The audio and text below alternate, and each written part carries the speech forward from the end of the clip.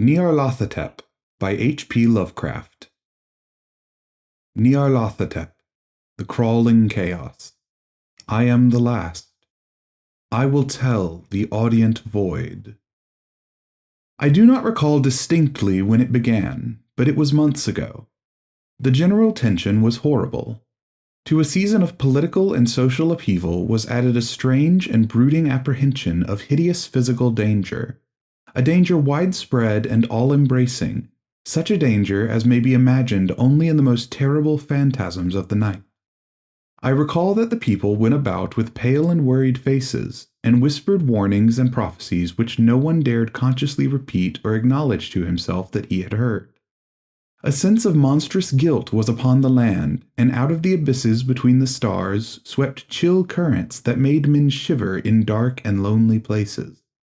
There was a demoniac alteration in the sequence of the seasons. The autumn heat lingered fearsomely, and everyone felt that the world and perhaps the universe had passed from the control of known gods and forces to that of gods and forces which were unknown. It was then that Nyarlathotep came out of Egypt. Who he was, none could tell, but he was of the old native blood and looked like a pharaoh.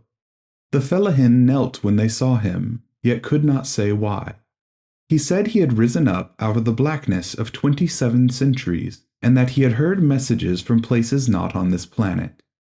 Into the lands of civilization came Nyarlathotep, swarthy, slender, and sinister, always buying strange instruments of glass and metal and combining them into instruments yet stranger.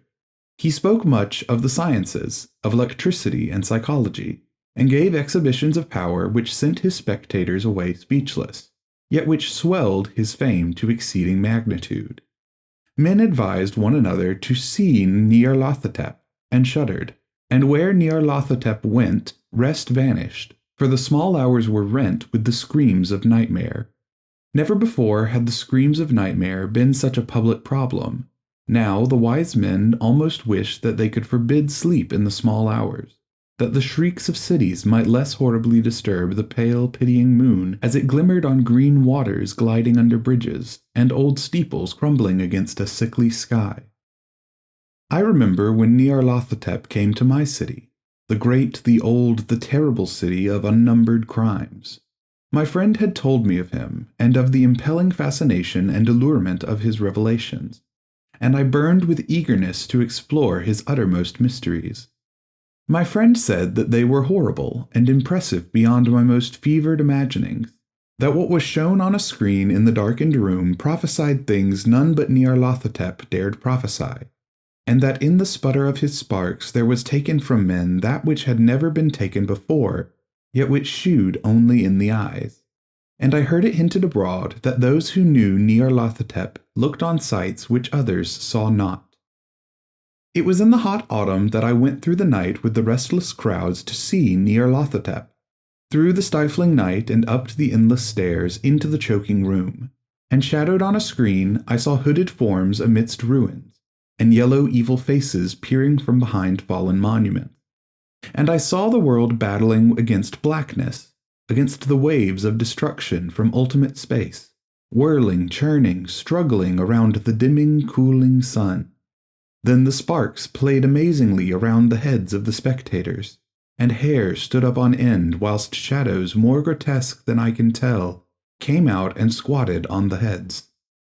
And when I, who was colder and more scientific than the rest, mumbled a trembling protest about imposture and static electricity, Nyarlathotep drave us all out, down the dizzy stairs into the damp, hot, deserted midnight streets. I screamed aloud that I was not afraid, that I never could be afraid, and others screamed with me for solace. We swear to one another that the city was exactly the same, and still alive, and when the electric lights began to fade, we cursed the company over and over again, and laughed at the queer faces we made. I believe we felt something coming down from the greenish moon, for when we began to depend on its light we drifted into curious, involuntary formations, and seemed to know our destinations though we dared not think of them.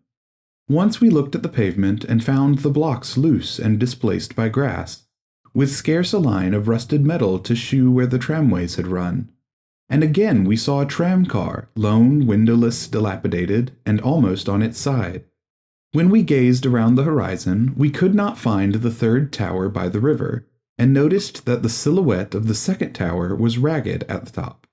Then we split up into narrow columns, each of which seemed drawn in a different direction. One disappeared in a narrow alley to the left, leaving only the echo of a shocking moan.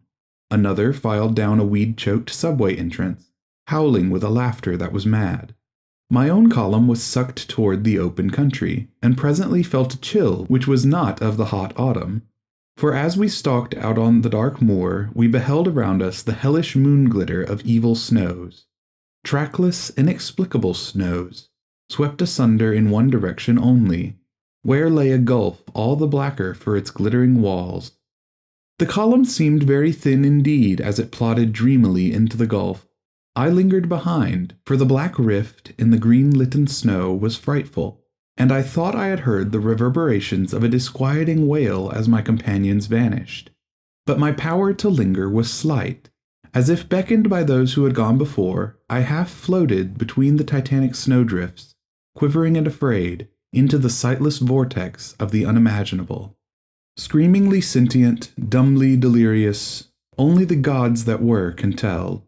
A sickened, sensitive shadow writhing in hands that are not hands, and whirled blindly past ghastly midnights of rotting creation, corpses of dead worlds with sores that were cities, charnel winds that brush the pallid stars and make them flicker low. Beyond the worlds vague ghosts of monstrous things, half-seen columns of unsanctified temples that rest on nameless rocks beneath space and reach up to dizzying vacua above the spheres of light and darkness.